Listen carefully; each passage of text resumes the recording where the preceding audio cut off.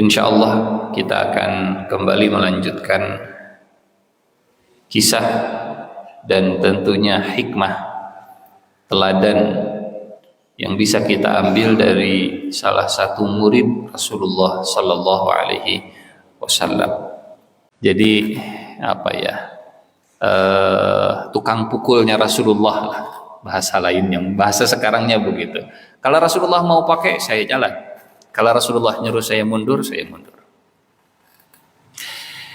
Falam azal ma'a Rasulillah sallallahu alaihi wasallam ala dzalika hatta tawaffahu Allah wa huwa anni radin. Dan saya terus seperti itu bersama Rasulullah sallallahu alaihi wasallam sampai Allah mewafatkan beliau dan beliau ridha kepadaku dengan sikapku. Jadi Nabi Muhammad sallallahu alaihi wasallam tidak menjadikan Umar seperti Abu Bakar dan tidak membentuk Abu Bakar jadi Umar. Umar dengan Umarnya, Abu Bakar dengan Abu Bakarnya. Hanya tinggal menempatkan dan memainkannya begitu. Pakai ini, pakai ini, pakai ini, pakai itu.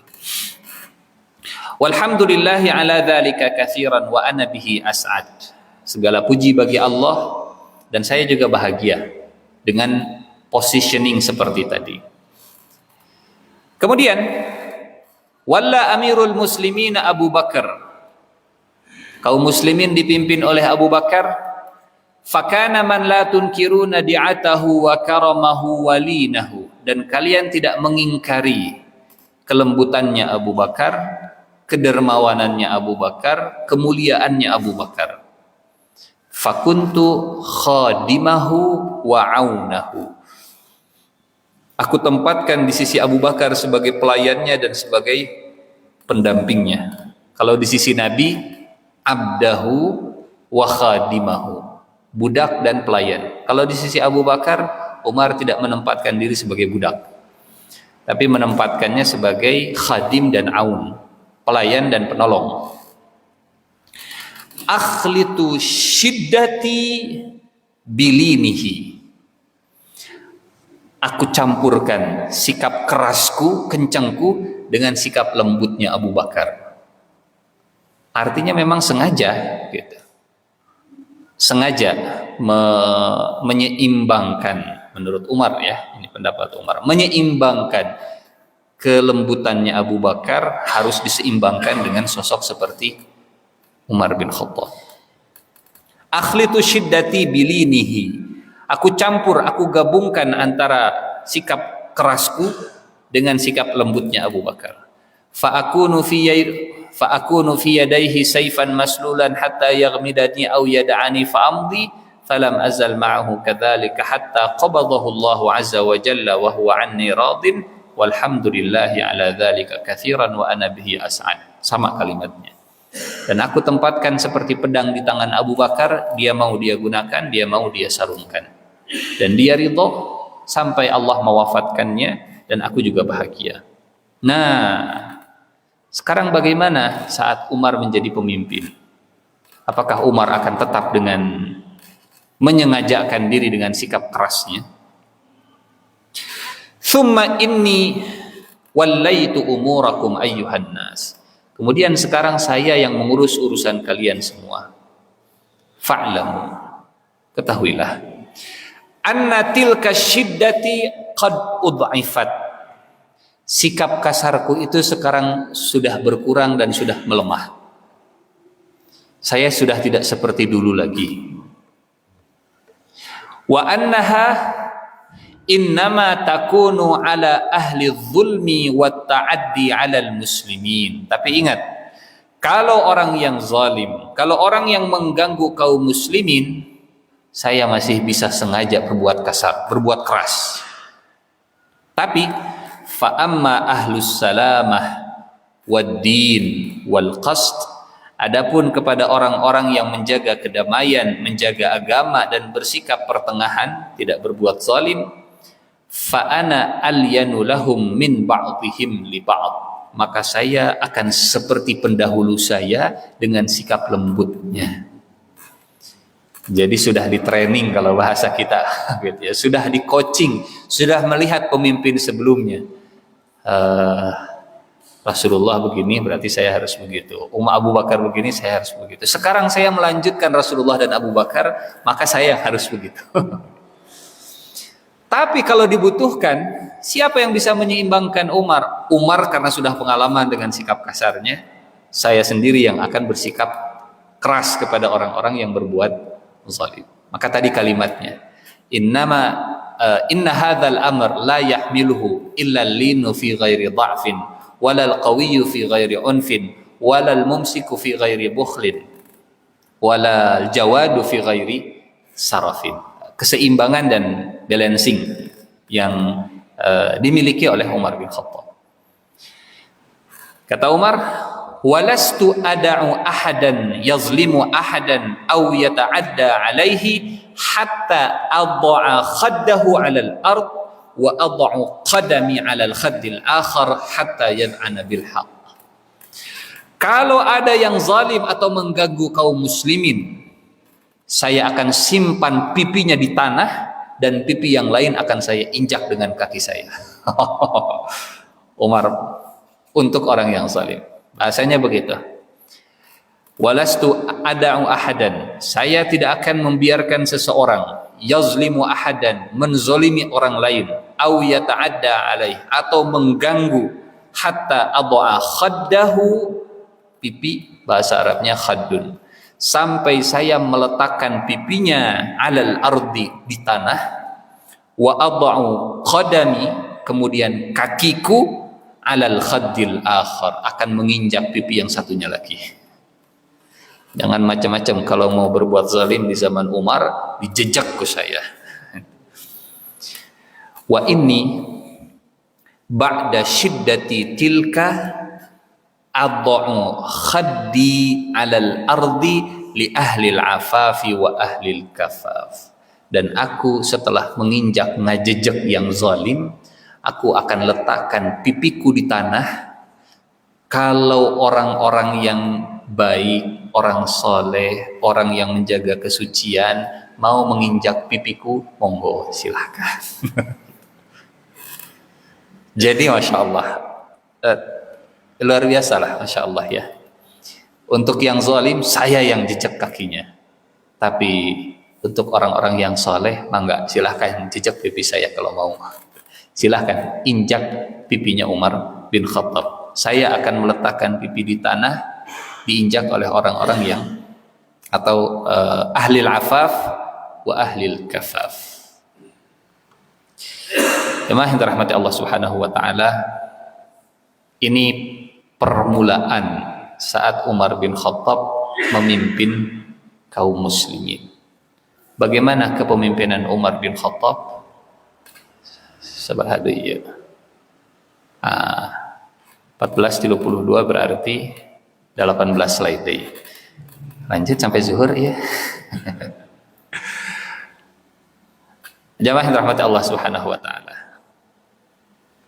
Nah, ini dialog menjelang akhir usia Umar bin Khattab. Kita mulai dari awal dan akhir. Nanti kita lihat pertengahannya seperti apa. Kalau masih ada umur berarti di pertemuan berikutnya mungkin ya, kajian berikutnya. Di akhir usia dan di akhir kepemimpinan Umar bin Khattab, ada dialog antara Umar dengan Hudzaifah. Yang ini jadi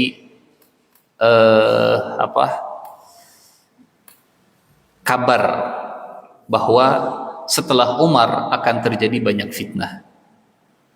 Umar bin Khattab sedang duduk dengan para sahabat senior. Yaqulu Hudzaifah ibn al-Yaman baina nahnu julusun inda Umar. Hudzaifah cerita saat kita sedang duduk bersama dengan Umar bin Khattab khalifah. Kata Umar begini, ayyukum yahfazu qaulan Nabi sallallahu alaihi wasallam fil fitnah? Di antara kalian ada yang hafal tidak? Ada yang pernah mendengar tidak sabda Rasulullah seputar hadis tentang fitnah?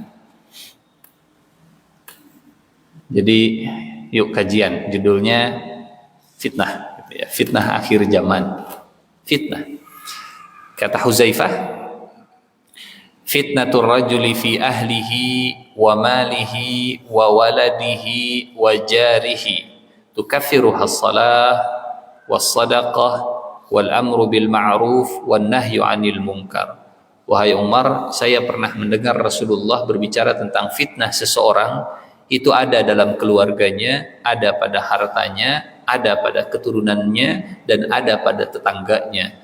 Dan untuk kafaratnya menghadapi fitnah seperti itu dengan salat, sedekah, amar ma'ruf, nahi munkar. Kata Umar bin Khattab, "Laisa an hadza as'aluk." Wahai Huzaifah, bukan fitnah itu yang saya maksud, bukan yang sifatnya personal, fitnah individu itu mah. Urusannya ya sektoral, hanya dampaknya hanya kepada individu. Walakin akan tetapi fitnah yang saya tanyakan allati tamuju kamaujil bahr. Fitnah yang menggulung seperti ombak dan dampaknya TSM, terstruktur, sistematis dan masif. Fitnah yang menggulung seperti ombak yang saya tanyakan. Kata Huzaifah, "Laisa 'alaika minha ba'sun ya Amiral Mu'minin. Inna bainaka wa bainaha baban mughlaqa." Tenang wahai Amiral Mu'minin. Tidak akan terjadi fitnah antara engkau dengan fitnah yang menggulung seperti ombak tadi. Ada pintu yang terkunci. Jadi selama engkau masih hidup, fitnah itu masih terkunci, pintunya masih tertutup rapat. Dan Huzaifah ya tentunya bicara tidak sembarangan gitu ya. Karena pertanyaannya qaulan Nabi sallallahu alaihi wasallam. Kata Umar, "Ayuksarul bab am yuftah?" Apakah pintu fitnah yang tertutup rapat itu nanti ketika terbuka dengan sendirinya atau memang dirusak pintunya? Kata Huzaifah, "Bal yuksar." Fitnah itu akan datang menggulung kaum muslimin seperti ombak dan pintunya itu dirusak, bukan dibuka baik-baik. Kata Umar, "Izan la yughlaq abadan." Kalau pintu dibukanya dengan cara dirusak, maka pintu tersebut tidak bisa ditutup dengan benar lagi. Ya, kalau pintu didobrak, nggak bisa nutup lagi. Maka fitnah tersebut akan terus menggulung seperti ombak. Kata Huzaifah, "Ajal." Betul. Sangat betul sekali. Kemudian para sahabat yang saat itu sedang duduk, mereka bertanya kepada Huzaifah. Qulna li Huzaifah, "Akana Umar ya'lamul bab?" Kata para sahabat, apakah Umar tahu pintu yang dimaksud itu apa? Kata Huzaifah, "Na'am." Umar sangat faham pintu yang dimaksud itu seperti apa. Apa maksud dengan pintu fitnah yang tertutup dengan rapat yang akan dirusak? Kemudian kata Huzaifah, "Kama a'lam anna duna ghadin lailah wa dzalika anni haddastuhu hadisan laisa bil aghalid." Dan saya yakin ya dengan hal tersebut bahwa Umar tahu pintu tersebut. Fahibna an nas'alahu manil bab fa amarna masruqan fasa'alahu faqala manil bab qala Umar. Kita itu canggung, kita itu kagok mau bertanya apa arti dari pintu fitnah yang dirusak. Akhirnya para sahabat nyuruh yang lain untuk nanya ke Masruq sini. Fa amarna masruqan, asisten begitu ya. Masruq tolong tanya, apa pintu yang dimaksud? Pintu yang tertutup rapat dan kemudian dirusak itu apa? Masruq kemudian bertanya dan jawabannya pintu itu adalah Umar. Faqala Umar. Jadi keberadaan Umar itu menutup rapat pintu fitnah yang akan menggulung kaum muslimin seperti ombak. Dan Umar akan dirusak begitu ya. Tidak tertutup dengan baik-baik. Artinya Umar itu akan meninggal dengan cara yang tidak seperti pendahulunya, meninggal dengan cara yang kita tahu, nanti kita cerita lah ya, akhir kehidupan Umar bin Khattab. Abu Bakar meninggal seperti biasa, Rasulullah meninggal seperti biasa, wafat karena usia, sementara Umar bin Khattab dibunuh. Dan sejak saat itu Umar dibunuh, Khalifah Utsman dibunuh, Ali bin Abi Thalib dibunuh. Setelah Umar bin Khattab semuanya mengalami pembunuhan, wafatnya dengan dibunuh. Utsman dibunuh ketika tilawah Quran, Ali dibunuh ketika sholat subuh, dan Umar juga dibunuh ketika sholat subuh. Jadi dirusak, makna dirusak itu pintu fitnah yang dirusak dimulai dari zaman Umar bin Khattab. Kata Umar, kalau pintu sudah dirusak, maka tidak bisa untuk ditutup lagi. Jamaah yang dirahmati Allah Subhanahu wa taala, ini dialog di hari-hari terakhir Umar bin Khattab, dialog di di penghujung usia Umar bin Khattab. Seorang pemimpin yang khawatir dengan fitnah besar yang menimpa kepada kaum muslimin. Seorang pemimpin yang ingin mencegah fitnah besar tadi. Dan ini insyaallah kita akan lanjutkan kisah ini. Kisah Umar berusaha mencegah fitnah supaya setidaknya sampai zaman Umar bin Khattab pintu fitnah itu tidak dirusak. Selama Umar masih ada, fitnah itu masih tertutup rapat. Tapi di akhir usia Umar bin Khattab pintunya dirusak dan muncullah mulai fitnah-fitnah menggulung kaum muslimin seperti Umar. Kita lanjutkan insyaallah kajian ini masih tentang Umar bin Khattab di pertemuan berikutnya. Kalau masih ada kesempatan, kalau masih ada umur insyaallah. Ada yang ingin ditambahkan, didiskusikan, ditanyakan? Enggak, silahkan sebelum kita tutup. Tidak, alhamdulillah. Memang kalau cerita enaknya didengerin begitu ya. Kita akhiri saja dengan doa akhir majlis. Subhanakallahumma wa bihamdika asyhadu an la ilaha illa anta astaghfiruka wa atubu ilaik. Aqulu qawli hadza wa astaghfirullah li wa lakum. Wassalamu alaikum warahmatullahi wabarakatuh.